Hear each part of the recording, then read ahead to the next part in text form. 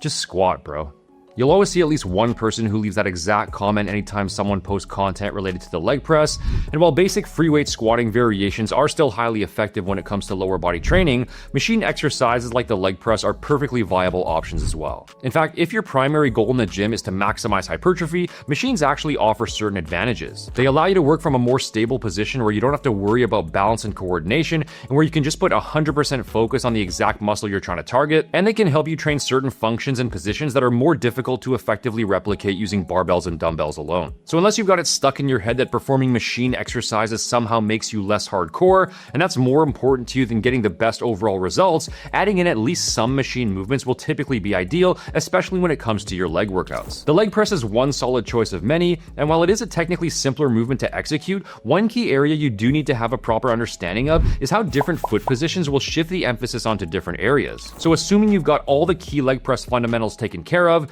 meaning you're firmly gripping the handles on the machine and actively pulling yourself into the seat to provide proper bracing and stability, you're using a weight you can move under control with a deliberate eccentric and without spotter assistance, along with a full range of motion based on your individual mobility. In other words, you're not intentionally sacrificing ROM just for the sake of heavier weight, because you understand the fact that no one gives a fuck how much you can leg press. And on top of that, you're taking your sets within at least a couple reps of failure and aiming for slow incremental progress over time. With all those basic boxes checked, let's dive a little bit deeper here. So first off, how do you use the leg press to specifically target your hamstrings? Well, contrary to what you might have heard elsewhere, the reality is that you can't, at least not to any significant degree that's going to stimulate meaningful growth and to where you'd want to use the leg press for that purpose. That's because the hamstrings are what is known as a biarticular muscle, meaning that they act on two different joints. And in this case, it's the knee and the hip, where they're responsible for both knee flexion and hip extension. If you take a look at what's happening during a leg press, you can see that as the weight is lowered, the knees are flexing, which causes the hamstrings to shorten,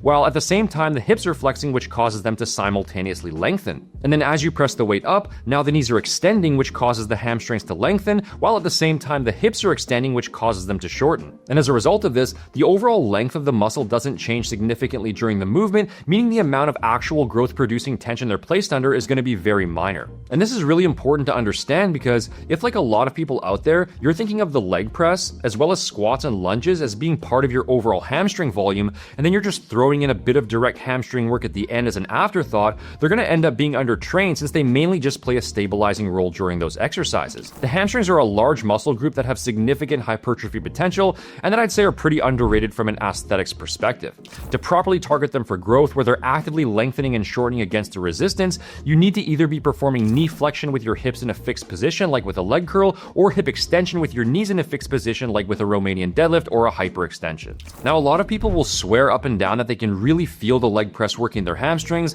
and that their hamstrings even get sore from it. But in reality, that feeling is actually coming from the second major muscle group involved here, which is the adductors, and specifically the adductor magnus, which is easy to confuse with the hamstrings because the two sit very close together. Now, your adductors will always be working anytime you do a basic leg press or squat, especially as you go deeper, and so whether or not you need to specifically emphasize them on a leg press just comes down to the individual. Probably not necessary for most people, and if you want to directly work the adductors as hard as possible, then you'd probably be best off to just use the adductor machine, aka the sus machine. But if building up an especially thick,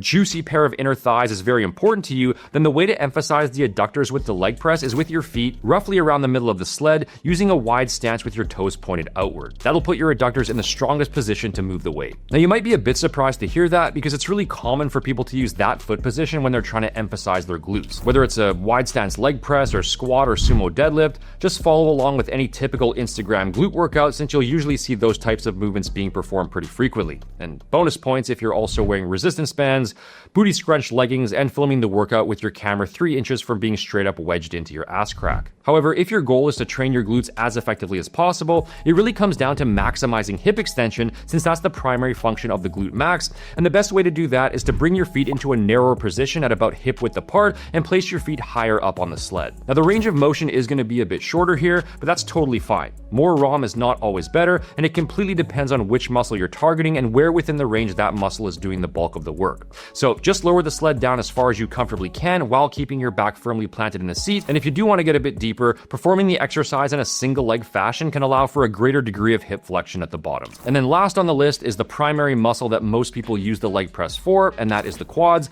whose function is to lengthen through knee flexion and then shorten through knee extension. Now keep in mind that regardless of how you perform your leg presses, both the quads and the glutes will always be working to some degree. If your hips are flexing and extending, then your glutes did that, and if your knees are flexing and extending, then your quads did that. So it's not about isolating one muscle entirely, but simply about shifting the emphasis. And to emphasize your quads, you'll want to bring your feet down and place them on the lower portion of the sled, since that'll maximize movement at the knee joint specifically. Having your heels raise up slightly is okay, but you probably don't want to be right up on your toes, as that will likely reduce overall output from the quads. So I'd say that as long as the ball of your foot is still in firm contact with the sled, then that's probably fine, and the goal should just be to find the foot position that comfortably maximizes knee flexion and knee extension for you. And one potential advantage of using that lower foot position with the heel slightly raised is that it'll allow you to get your quads close to failure using a much lighter weight, which could be beneficial in terms of reducing lower back stress if that's a concern for you, or just getting in more quad volume with less total body fatigue. And if you want to get a complete program that ties everything together in terms of exercise selection and execution for every muscle group and combines it all into step-by-step training plans you can follow to build muscle as efficiently as possible, along with customized nutrition targets,